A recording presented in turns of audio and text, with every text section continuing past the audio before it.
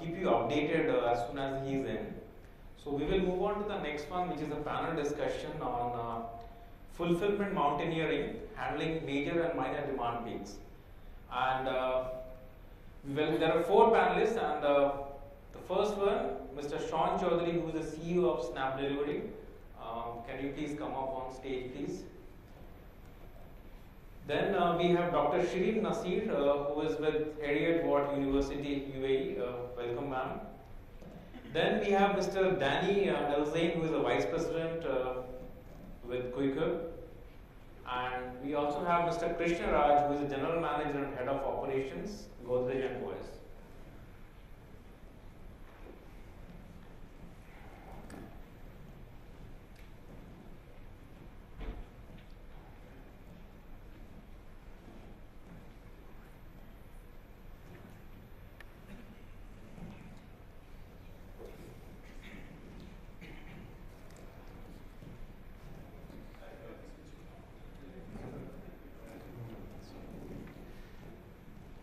So the format which we'll follow is we'll have a round of introduction so that people are aware of their backgrounds, and then I will throw some general questions, some specific questions, and then we will move to the audience so that we can have a more fruitful discussion.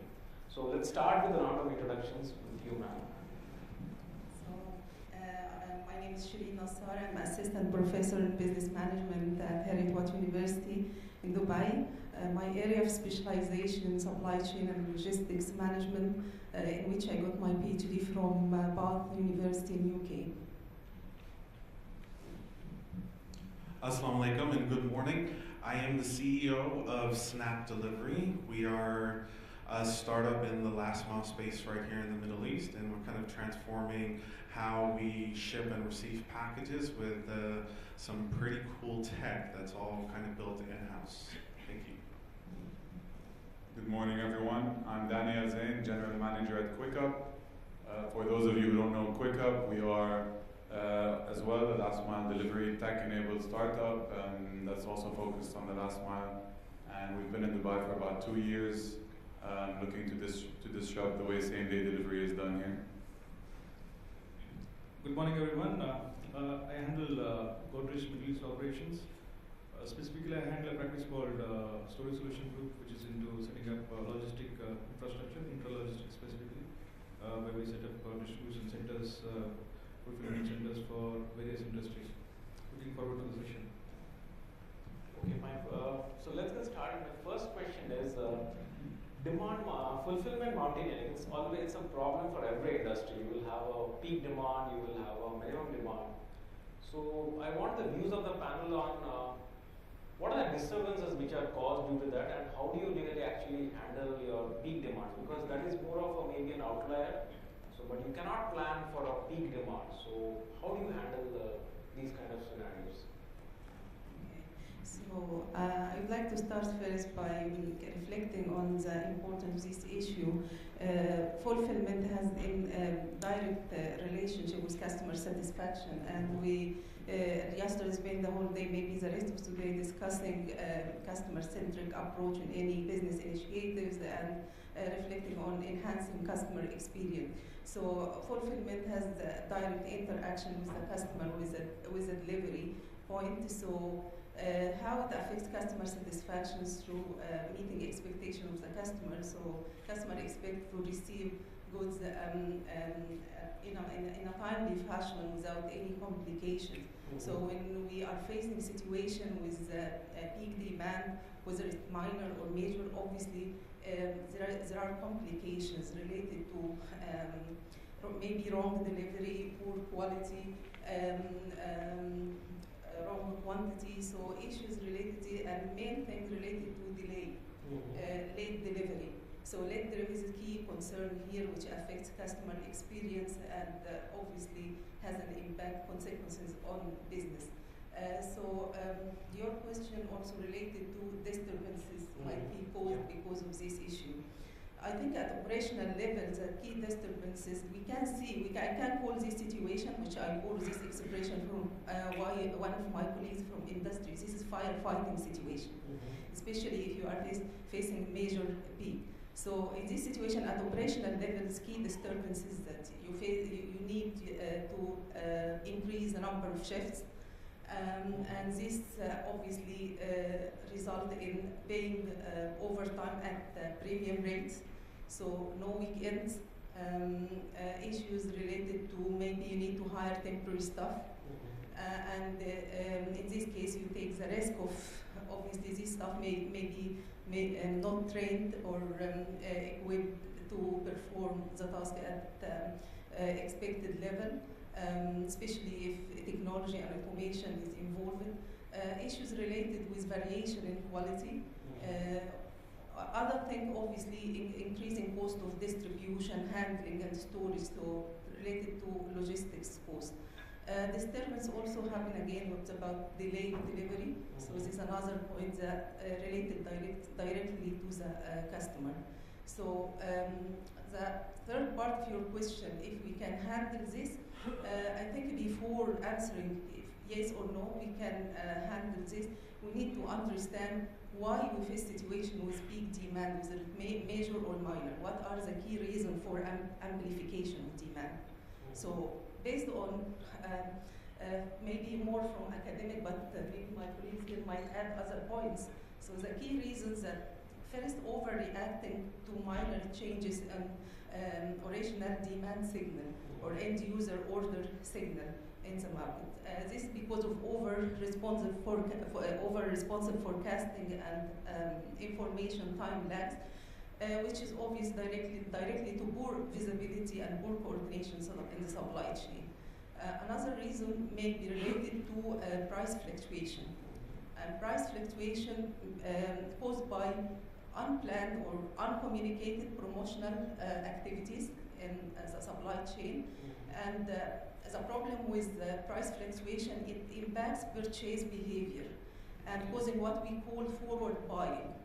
And this put pressure, obviously, in the fulfillment process. Another cause which is related to batched order. So some businesses, for the purpose of reducing the transaction costs, they tend to buy in bulk.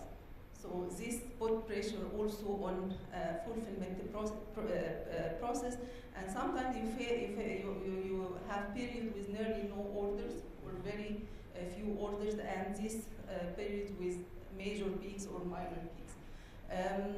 Also, there is another reason related to order inflation or variation, and this is because of the lack of supply. Sometimes this is a perception of lack of supply, even if it's not real. So this impact, this what will happen. Customers tend to buy more or order more than required, just following the logic, just in case. So these are the key reasons from my perspective for peak and or minor peak demand, whether it's minor or major. If we are able to handle this, yes, we can plan for this. But before planning, first also we need to understand two things. That one size doesn't fit all. Absolutely. Which means you need to understand the type of products you offer. And you need to understand the pattern of demand of each type of product. So you need to understand if you are dealing with stationary demand, stable demand, which in this case you can forecast, you can do sales forecast, or you are dealing with unpredictable demand. In this case, so planning here will not be for sales, more related to capacity. Also, you need to consider inventory segmentation.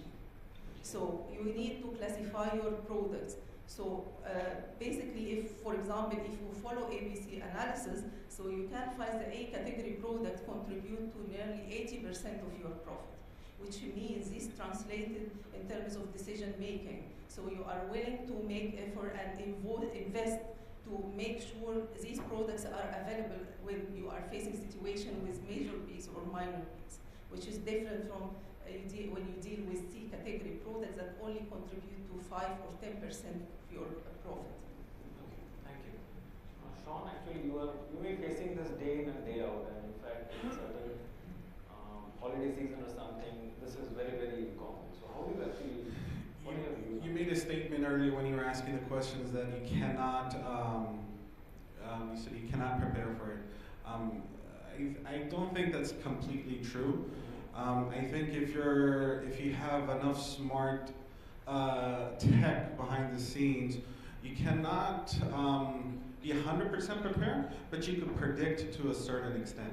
So over at Snap, we have in-house machine learning models that pick up on various data points, and it's completely focused on demand.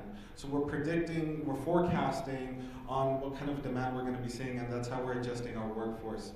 And a question about do you add on new people, or what do you do when demand hits? I think we don't like to create a negative environment within our workforce. So when we do bring on people, we like to keep them on board, and it's just not a temporary thing. So we don't like to go out and hire people for 2-3 months and just lay them off and say there's a demand. And then the next contradicting question to that would be, okay, what do you do when the demand falls? I think we don't ramp up so much that we are facing financial issues when the demand falls, but we ramp up enough where we could utilize that extra workforce to kind of over-deliver and under-promise, so to speak. So then we take that workforce and we're trying to exceed our SLAs with that additional workforce instead of just laying them off. But as far as how to handle demand, I think it's all about predictability, and today's technology it's smart enough. If you just give it enough data points, you could predict on where it's going to be. And just to give you a small little example, we like to partner with all of our clients, and we're actually using their website traffic numbers to kind of predict on where it's trending towards. So Dani, what are your views on this? Yeah, so similar to what Shawn said, we're very focused on predictive analytics, and it's extremely helpful to be able to forecast the right demand.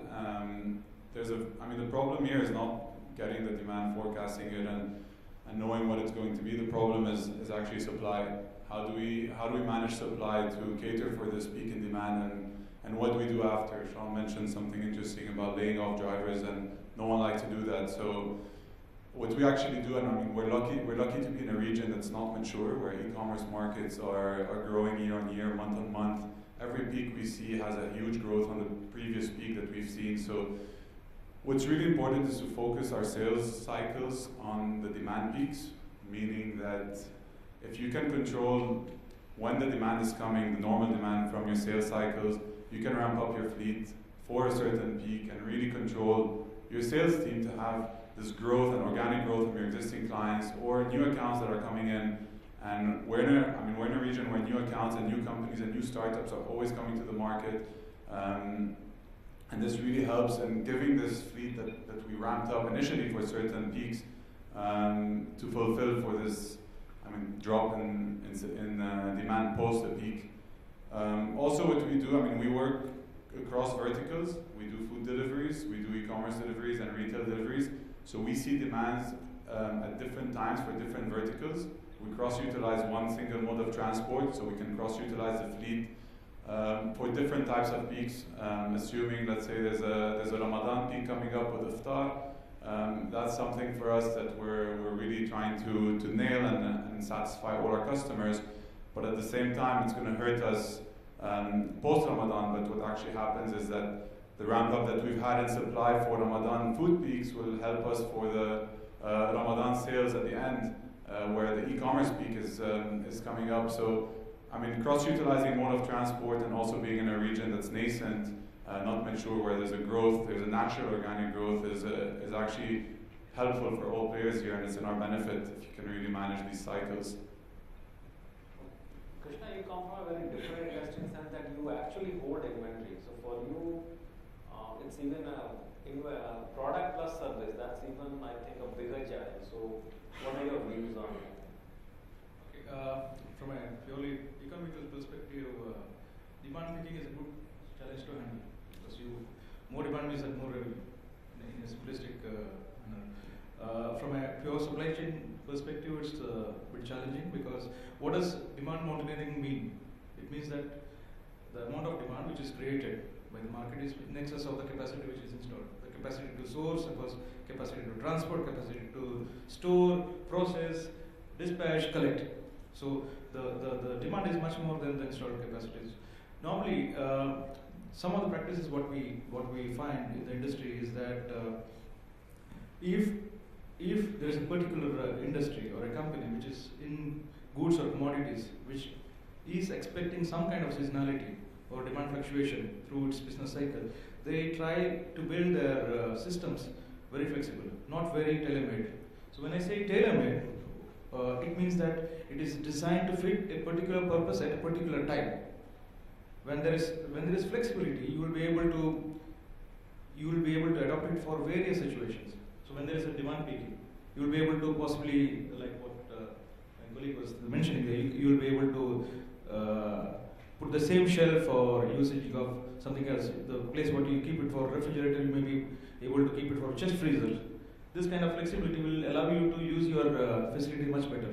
The second thing is that, like what Shawn is mentioning, it's not very easy to actually take laborers on board and lay them off, because it's not very ethical and it's not very nice on people front. So some of the companies which we have seen is that they try to adopt as much as scalable technologies, automation, where they can put things and machines into service when there is demand peaking. Thank you. Another trend which we are seeing in the industry, they call it as the demand-driven MRP, right? See, forecast, if you get a 70% accuracy, it's good. But what we are hearing is demand sensing, right? You base your capacity on actual sales order. So what are your views there?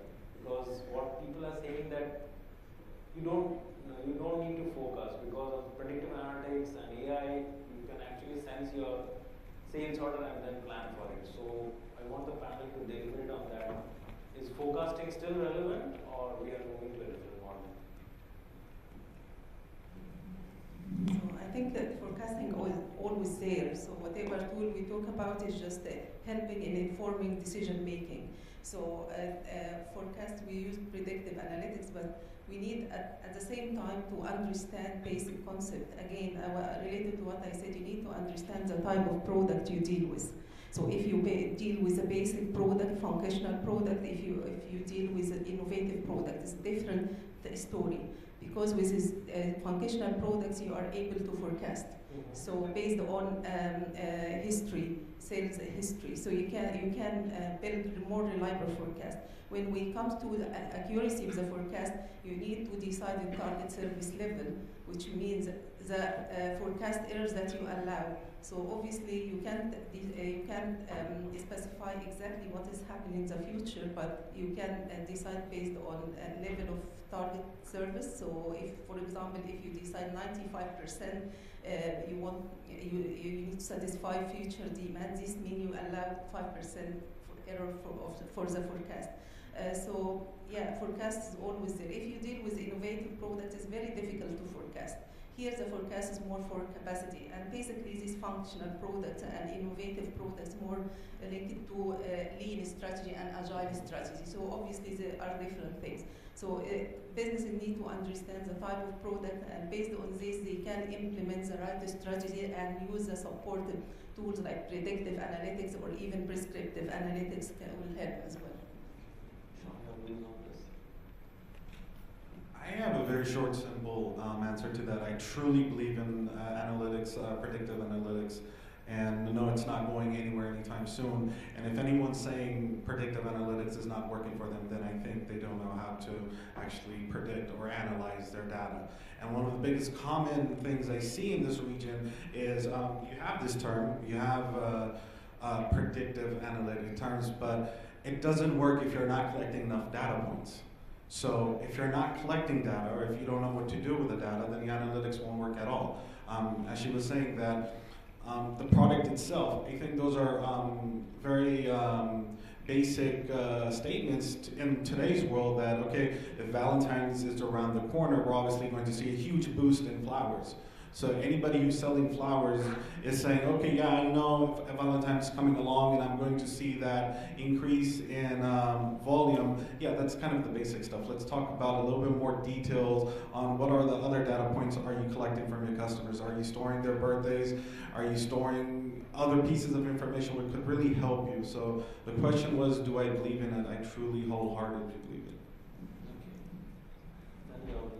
Yeah, so with regards to forecasting demand and how important it is, in the industry we operate in, which is, on-demand, real-time real-time fleet, managing a fleet in real time.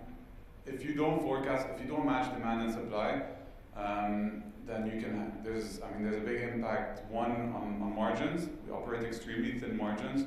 If you're oversupplied, then your business can hit a wall one day. If you're undersupplied, then you won't have the customer retention that you want. So being undersupplied when you're operating an on-demand business and a real-time fleet will really affect the customer experience, hence the growth of your business. And if you're oversupplied, it will really affect your margins. So finding that exact, matching supply with demand with forecasting is extremely key. For us, without demand forecasting, we cannot operate our business. So again, predictive analytics and any kind of forecasting tools that we use are actually the bread and butter of our business. Okay, I come from a slightly different background where we set up infrastructures. So if you actually look at the infrastructure, hard or soft infrastructure, these are designed possibly, let's say today we are in April 2019, and if there's a business which is running out of a fulfillment center, this would have been conceptualized and conceived and started implementing somewhere in 2017. So it typically takes about 1.5 to 2 years for it to implement. And if it is conceptualized in 2017, possibly the brief would have been historical, which was relevant at that point of time. And what happens in case of data, which is real time, it actually talks about things which is happening at the moment, which is possibly very recent, very current, like one week in the past and maybe a couple of weeks ahead. So the infrastructure what you have built, possibly on a historical data at one point of time, which was relevant at one point of time, may not be really relevant and efficient today, in today's condition. And the challenge with the physical infrastructure is that it's not as flexible as your like onboarding technologies. It's not that flexible. So what typically happens is that when you try to build something which is based on historical data, in a very, very tight jacket way, it becomes actually a little bit of a challenge. Absolutely. It will become a little bit of a challenge for people to actually deliver. What we see is that we operate on both the sides. We operate on physical retail side as well as e-commerce side. On a physical retail side, through the business cycles, they try to get some kind of accuracy in terms of their predictions. So we do not see that kind of seasonality or demand peaking, or they're better able to handle it. We also work with e-commerce people, a lot of them, very large companies. So we see that in the initial years, the prediction, their estimation, and the actual performance is completely different. Without naming the retailer, one of the large retailers, let's say if they're planning a big billion day, somewhere in October 2019, the planning, infrastructure planning for that actually happens in 2018. It doesn't happen in 2019. So they're able to actually deliver and fulfill their vision of meeting a billion target 1 year ahead, because they have a hard infrastructure in place. Most of the times they have the demand which is generated already, but they do not have the capacity to fulfill it. So the art of actually connecting prediction with your ability to actually support it, that's the key. Thank you. So now we'll open it up for audience. If you have any questions for any of the panelists.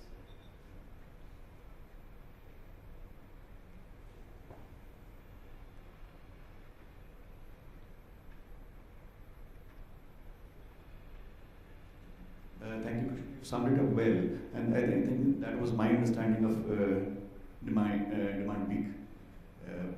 The regular forecasting, the way Shawn and Dani put it out, Ramadan, Christmas, Diwali, that's predictable, and analytics, I'm a big fan, works very well there. Right? But when the big billion started, or when the singles they started in China, nobody knew that it could be $330 million of revenue only for the 3PL partner. The 3PL partner wasn't prepared. What will be the size and quantum? Now within the big billion, how things change is, last year there were 20 million orders. This year there are 22 million orders. Your analytics has given you a spot-on solution, but the dimensions have changed. Because all the gift items which are coming by the container load from China, this size classes have been replaced by this size classes. Suddenly the mechanics have changed. How do you handle that? Because after the prediction is done, after the technology and the fulfillment tech part is done, ultimately I don't think it's the man in the street which will deliver it out. So we're getting away from prediction. We're starting to speak about data, and that's what I was talking about, data points. Everyone's talking about historical data. I think in today's world, you need to have a live stream of data coming in. And that live stream of data could come in from various points. So if everyone's building on historical data, then you're just outdated and outplayed. And I'll give you a small little example within my realm, is we're collecting data points from our drivers in real time while they're driving. We're collecting the fuel consumption, we're collecting the speed, we're collecting all of that. We're not collecting that information from 6 months ago and putting it into a model to forecast the next 6 months. It's coming in real times. And data analytics has changed over the past years as technology has changed. So before data analytics and prediction was something else, today it's something else. I want the machine to predict in real time.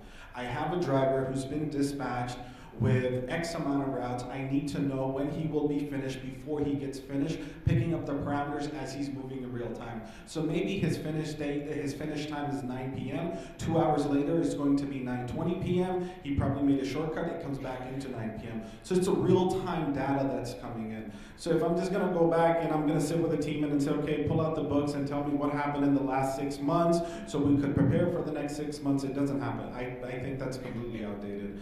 What I see today in real time coming in, your website traffic. I'll give you an example. If there's a website that's selling XYZ, by 2 p.m., 3 p.m., I would have enough website traffic data from my partner, which is in my website, which is my partner. It's giving me enough traffic. I know which orders are being, which visitors are converting into orders. I could at least have a 12-hour pre-time to prep for that. If I'm going to wait for the next morning and say, wow, yesterday was a big sale and the big sale numbers were 10,000, now let's do something about it, I think then you're behind the curve. You need to get ahead of the curve, and to get ahead of the curve is you need a stream of real-time data coming in.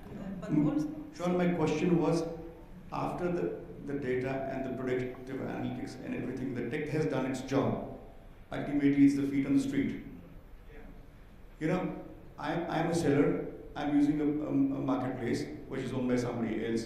So I'm putting my trust in the marketplace. That, you know, if I sell via Amazon, if I sell via Soup, I'm working with the same partner. Right? Amazon picks up a 3PL partner that, you know, I trust this partner will do a good delivery. Right? Now, during this demand peaks, my product reaches the customer 5 days late or 10 days late or whatever the number is. I'm not talking geography specific because I've had experiences to extremes across markets, right? So the person from the 3PL agency who goes to knock and deliver is the only human interface in the entire process. Agreed. Fine. So the customer experience that we all talk about is finally connected to the delivery. Whether it's bought it with 3 clicks or it's bought it with 5 clicks, he forgets it within 5 minutes. Or, you know, this website is easy to operate, this website is difficult to operate. He forgets that in 5 minutes. But the delivery is what matters. And I'm saying, you rightly said that, you know, you can't hire people and fire people quickly. But then that's not a solution for big time peaks. How does one go about handling those peaks? Like all of us been doing it, some people talk about it, some people don't talk about it. It's just creating alliances within the industry. So I will probably call up Quick and I'll see whoever my contacts is at Quiqup and I'll see, hey, can you guys lend in a hand? And I'm pretty sure they'll do the same. So we have quite a few partners that we rely on during peak, and it has worked out very well. So, you know, you're asking me the ultimatum question, Shawn. You shot up to 500 packages and you only could fulfill 100, what are you going to do? I think the only thing to do at that given moment is to call up all your alliances and see who's willing to help out during that peak, so that customer doesn't face that impact of that peak. But that sort of goes both ways, right? But did you have 500 boxes of chocolate in inventory, and how did you predict that? You inventory. It's happening on both sides. Yeah, so that's what I'm saying. If you could predict that, because that's your core business, that's your core product, you should be able to share that data with me. So you stocked 100, but it went up to 500. How did you figure out that you needed 400? Did you even have more than 400? And if you did have 500, then I could have picked up on those data points too and say, okay, if he's taking the risk of stocking 500 chocolate boxes, I should have enough infrastructure to kind of fulfill those 500 orders, even though we might get or not get 500 orders. So it's a two-way street between client and the last mile carrier. Because you're absolutely right. At the end of the day, our driver is going to be facing the customer, and that's the only customer interaction that customer is going to be facing is with that driver. And if we completely fail, they're not going to come back. Very seldomly do they blame the courier companies. They go back to the e-commerce guys or whoever the retailer is and say, you guys screwed up. So I think it's a two-way street. Thank you. He had a question, gentlemen. You want to make a comment? I just would like to make a comment here. So we need to differentiate between real-time data for the purpose of sales and planning for capacity. We need to plan ahead for capacity. We need to build dynamic flexibility, which Shawn gave examples that you need to have kind of backup third contacts to rely on when you face these kind of peak demand situations. So also there is an element which he mentioned about managing relationship with your partners. Based on this, you build trust. You can handle situation better. And also we shouldn't forget, we need also to build this cross-functional integration at internal level, at firm level, which means you need to achieve visibility internally in terms of your internal departments communicate to each other. So marketing talk to operations, talk to finance, you come up with one integrated business plan. So you have both integration at firm level and at supply chain level at the same time. Yeah, he had a question. Thank you so much for answering all those questions. I think Shawn touched a little bit on my question, which is how much.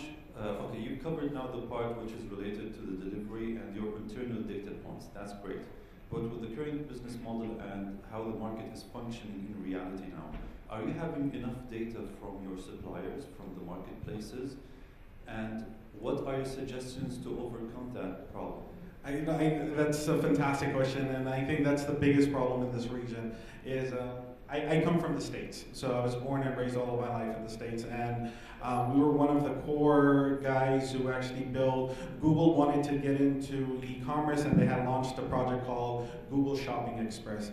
And we, at the time, my company was a core company who built out that infrastructure on how to pick up from a retailer and get it to the last mile customer. I think data became much more important in terms of my eyes when I started working with Google. Google is a data-driven company. And when I came here and I wanted to set up my venture, I was under the assumption that we will be around that same realm of data collection and data points and things like that. And the answer is no. I'm sorry to say, but a lot of the e-commerce guys here do not have enough data. If they do have the ability to collect data, they don't know what to do with it. And I'm strictly speaking from a retailer's standpoint of view. And if they somehow do collect it and do have it, they're not willing to share it. And it's baffling when they say no. Your customer's expectation is going to be directly impacted by my operations. And if you're not willing to share that information, you're just indirectly providing a poor customer experience to your own customer, and you're going to come later and blame it on you. Believe it or not, one of the larger retailer guys, their inventory was on an Excel spreadsheet. I'm happy that this problem is still there because we're solving it now. Yeah, so, and you pitch to them, and they don't want to go for it. So you pitch to them, even if you pitch them internal solutions, allow us access to X, Y, and Z. Do you know how difficult it is just to convince a retailer or e-commerce guy to collect GPS coordinates? We all know we have an addressing system, and we recently partnered up with What 3 Words, where you just give us 3 words and we know the coordinates and things like that. It's just, and What 3 Words is a free service. It's so difficult just explaining to a client saying, hey, maybe you should collect these 3 words from the customer, and it's going to drive the last mile customer experience to the roof. But yeah, that is a pain point in this region. Can I just follow up on that? Don't you think that you have a responsibility of showing them what's in it for them? I mean, I'm sure that they're busy sourcing and selling and marketing, but since there's this lack of collaboration on a data level, do you think at least there is part of the problem is your side or the logistics guy's side by not demonstrating how important this is? I don't take titles very seriously, but I like to believe I have a decent enough title, and I have showed up to meetings where the client did not have more than 25 to 30 shipments a day to kind of explain them what we could do and what could be the key difference if we could just collect this, and they completely just blew me off. So what else do you want me to do? Already supply chain application which helps enhance this collaboration, like vendor managed inventory and CPFR, collaborative planning and forecasting replenishment. So this needs assumption to implement this, to have this element of information sharing and trust. And this major challenge in this region, I guess I agree with Shawn, to implement this kind of applications.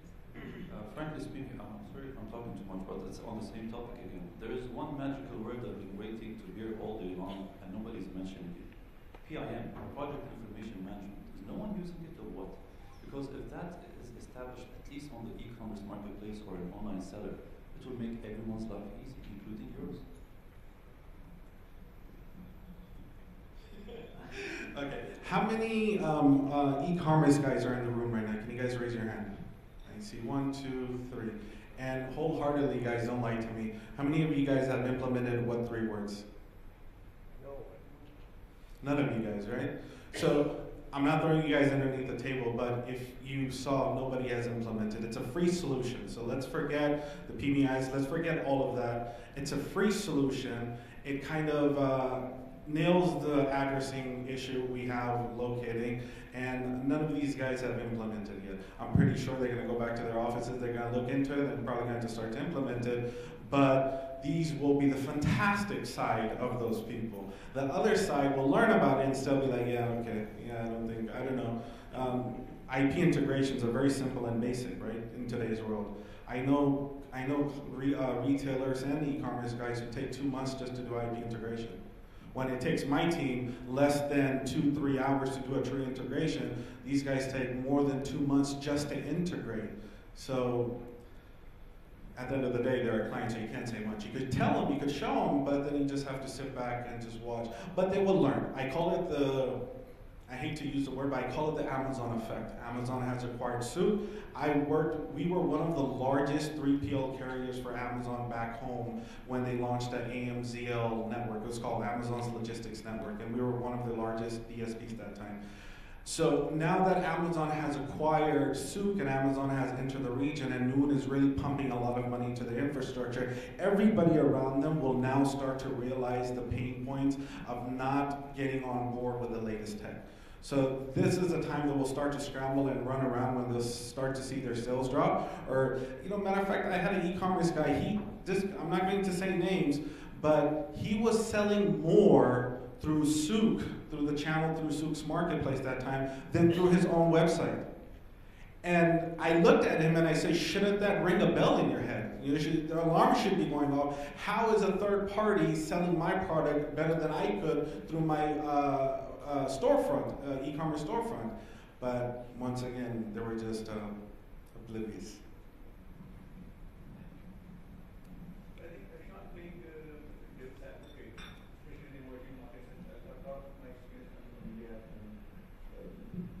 Even the retailers, more specifically online ones, they don't know what they're facing. You said real time, but the real time data becomes data once it's entered into the system.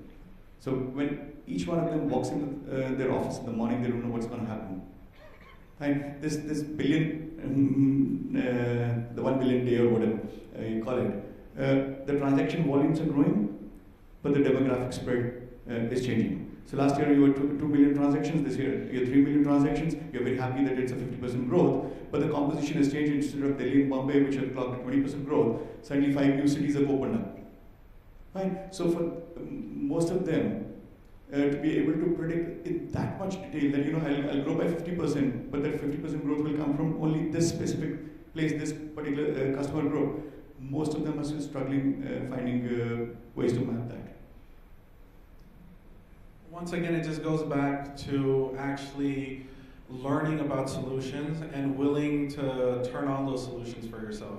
So, you know, if we're pitching you guys all these solutions and you guys don't want to go for it, or there's a financial factor, there's not a lot we could do. So even internally, I'm pretty sure all of us in Last Mile, we have a level of client that we assign. So we know how clean orders are coming in from a particular client. So we have some clients which are rated AAA, which their orders and everything is very clean. And then we have rated C clients, which I'll put it in perspective, where they just want to know if the shipment was dispatched and if the shipment was delivered. They don't care about anything else. And that's kind of alarming. I'm trying to convince you, I'm willing to share more information with you. I'll tell you when it wasn't delivered, why it wasn't delivered, what was the location of the driver when it wasn't delivered, what was the time, region. I'm willing to share so many data points, but they just don't care. And now if they don't care, that kind of tells you their mentality and how they're going to run it. And I still believe, I truly believe, we're going through a bubble in the emerging markets. So everyone is jumping on this bandwagon of e-commerce sales, and everybody's seeing a boom. They're saying, hey, I didn't implement any of your solution. I'm still seeing my sales increase. So, you know, get out of here. We don't need all the shebang. We just need the basic core delivery. But as soon as the bubble pops, you know, once again, referring to the Western side of the world where e-commerce is very normal for us now. 2-hour deliveries are very normal for us now. But as soon as you're going to implement any of this in the emerging markets, everybody's going to reap the benefits of it. But as soon as the bubble pops and everything starts to stabilize and normalize, then only the smartest and the strongest will survive, right? And then the smaller guys will completely go out of business and they'll be scratching their heads. I wonder why. And I just told you guys why. You had a comment, right?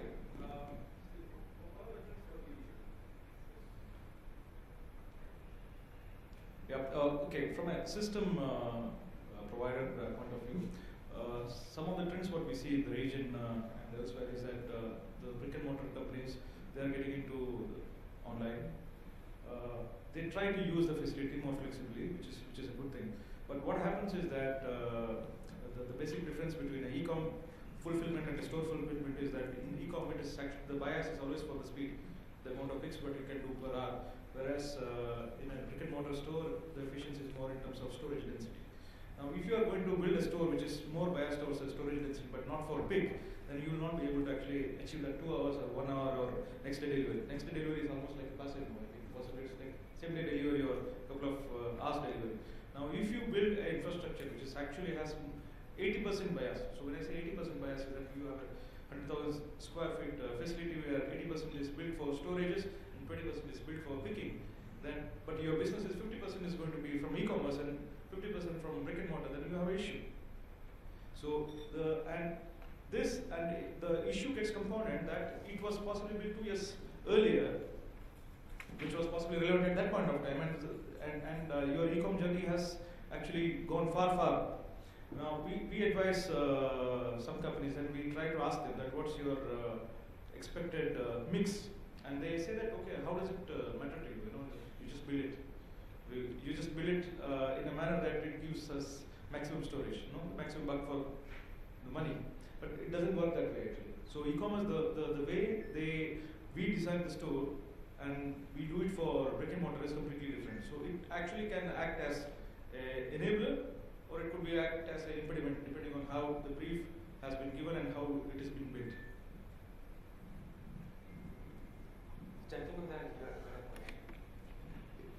Hello? Yeah, Shawn, so let's say you're meeting a startup.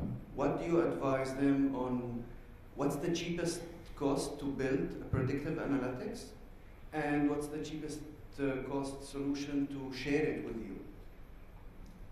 I think in today's world, so many technologies are readily available from the larger firms. So instead of going through a boutique firm, I think it's to focus your attention to the larger guys, AWS, Google's cloud, all of those things. They have fantastic tech behind the scene where you just simply integrate through an API integration via their cloud. So you don't need on-premises servers or anything like that. You tap into those, you utilize that, and the same way you're sending them data and they're sending it back to you, you share it with me through a simple API integration. You said startup. So startup cost is a huge focus point. And I think, once again, the larger firms, Amazon's or Google Cloud, they're offering you, I feel like I'm promoting them, but they'll offer you credits for the first year every month or something. It's like $300 or something. And that's more than enough for a startup. But I think it's just having that mindset. I would love to sit down and work with you and kind of go over the things you could do and share with us to drive sales and things like that. But I guess the biggest problem is that point itself, is no one's willing to do that. No one wants to do that. Nobody wants to look on that side. They want to look at their competitors and they're like, they're doing it, right? They're doing the sales and all of that. That's fantastic. We're going to do it too. We'll be fine without you. Until they fall, burn, get bruised, and learn, and then they get up and then they come and say, okay, how can you help us? And a little bit sharing, actually it's going to take too long. Yeah. Thank you. So thank you panelists. It was an honor to host you. So we'll close it here, and they're available. So if you want to have a chat with them, you can always have it. So thank you.